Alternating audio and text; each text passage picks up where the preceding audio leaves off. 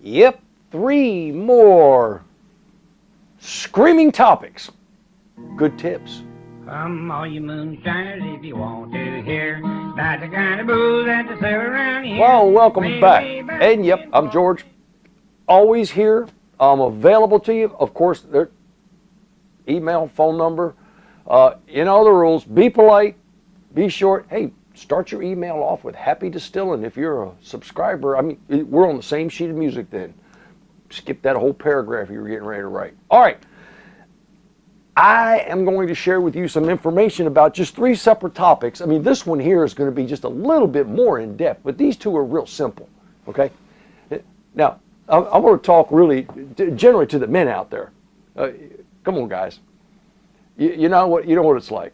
You know, you need something, you want to eat something, you look at, grab a plate, rinse it off, you know, throw a sandwich on there, you're good.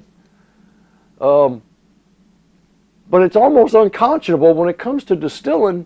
You want to be operating room sterile. Sometimes I have a hard time understanding that, but okay, that's not a problem. If you want to be that clean and sterile about it, that's quite all right. But I think you're spending a little bit of energy in a direction that you can save some time and effort, okay? So when it comes to cleaning, if you're using a stainless steel still, warm soapy water does it every time. And as soon as you're finished with the still, you know, you finished your run, normally those have handles on them for a reason. Yeah, you take it over, or sometimes even an exit port, dump it, and then rinse it out. And the next time you get ready to use it, warm soapy water, and go on about your business.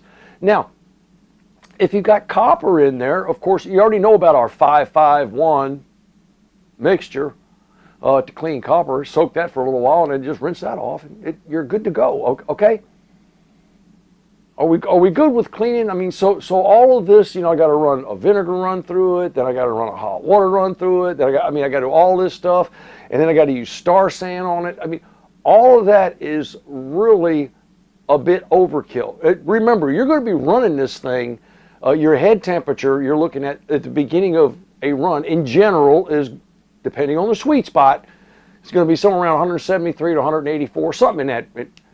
Look, you know, the inside of a steak at 165 is considered safe. You're going to kill anything and everything inside that still that ain't no good for you, because you know that the kettle's going to be hotter than the head. Work with me, okay? All right. Hey, sacrificial run. And this is one of those times when I got information back from the community. You know, this absolutely great information to clarify something. A sacrificial run is, remember, sacrificial is to sacrifice something, to run something that you're not going to use. Wouldn't do it with a mash. I mean, why would you run a mash and then throw it away? Doesn't make sense, okay? A sacrificial run is good if you've assembled a still yourself and you use the process of soldering it, they call it sweating in joints, things like that, okay? You're going to have some residual flux and stuff that's built up on the inside of, especially, that you want to get off. So use the 551, clean all that out, and then, yeah, you can run what you can call a sacrificial run. It wouldn't be a full kettle. If you got like a 5-gallon kettle, I'd put a gallon and a half in there and run it real hot and let it all run. And what that'll do is that'll push out all that residue left over from you sweating in joints. Other than that, please, just, you know, work with me on that. There's 2 of them right out of the way. All right, so you know that's what it is. Now, let's talk about water, okay?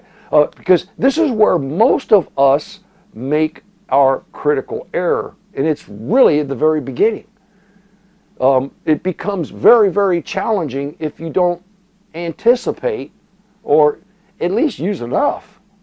Now, most literature that you could pick up and read, or blogs, books, accurately will normally explain or list out that on average, on average, it's like 2 pounds of grain per gallon.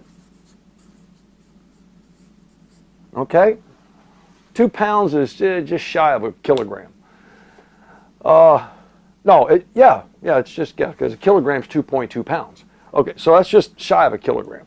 Okay, 2 pounds per gallon is accurate, but it becomes challenging when you're using different products, okay?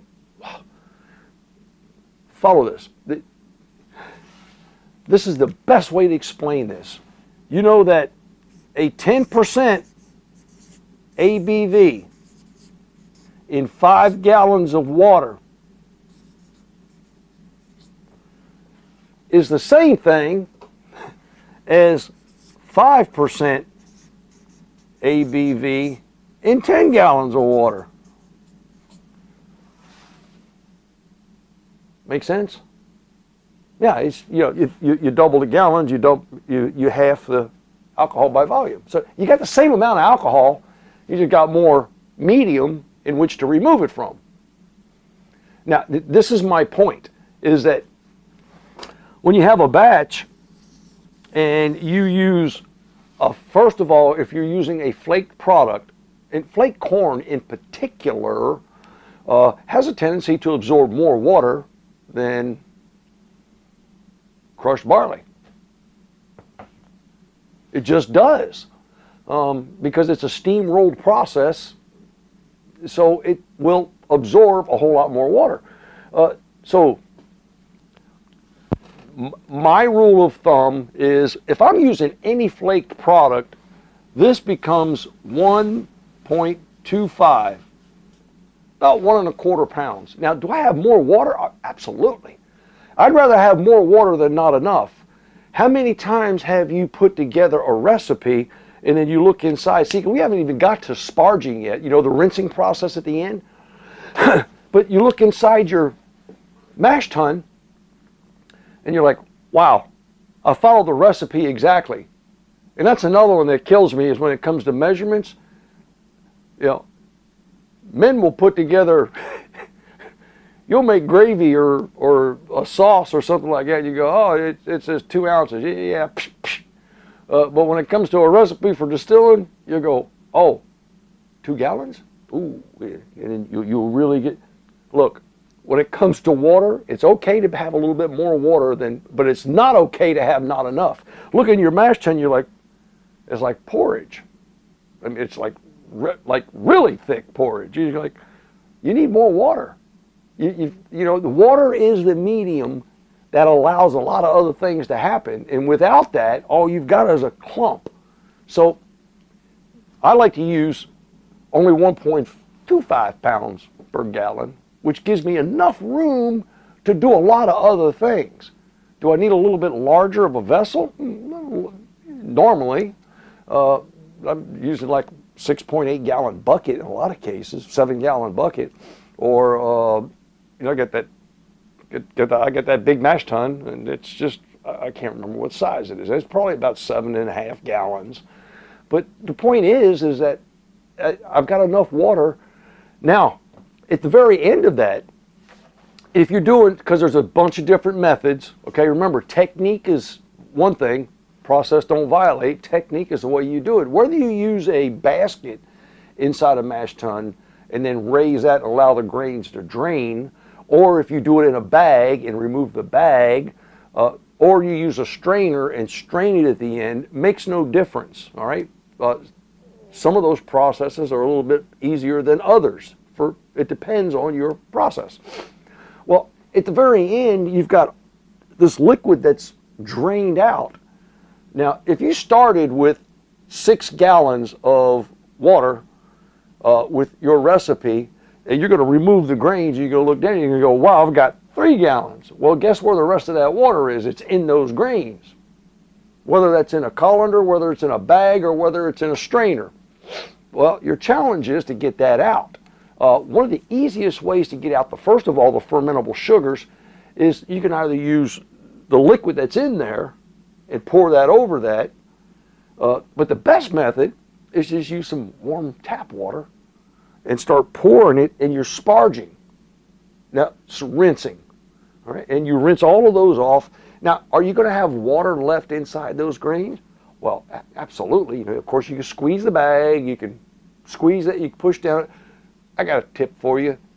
Mop bucket. If you got a bag, go ahead and get you one of them great big plastic commercial mop buckets, and only use it for this. Don't use it for any mops. And then, you know, once you get everything done, you tie the top of the bag off, drop it in there, and take that handle and go whoosh. That was shared with me by a viewer. I'm like, amazing idea. And that way you can squeeze out all the juices. Okay, but back to our original point, is that now you're going to add water, but you're only going to bring that water up to the level that you want. Remember, you started off with more than you needed. Now you're only going to have what you wanted.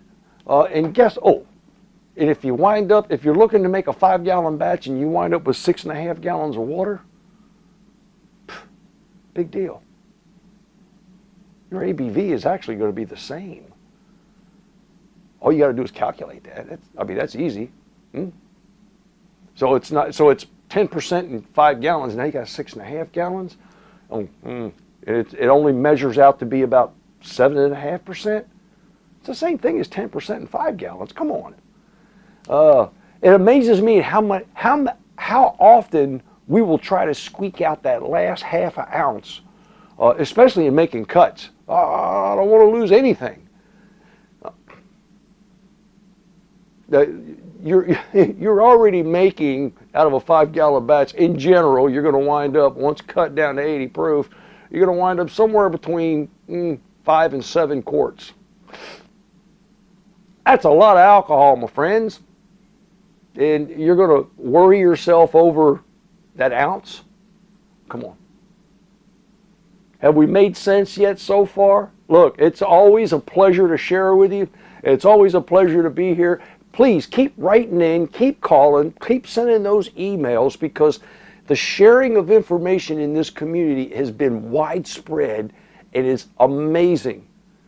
Read some of the comments and the threads as you start talking to others in the community. Please don't forget to subscribe, share us with your friends, give us a like. Happy distilling.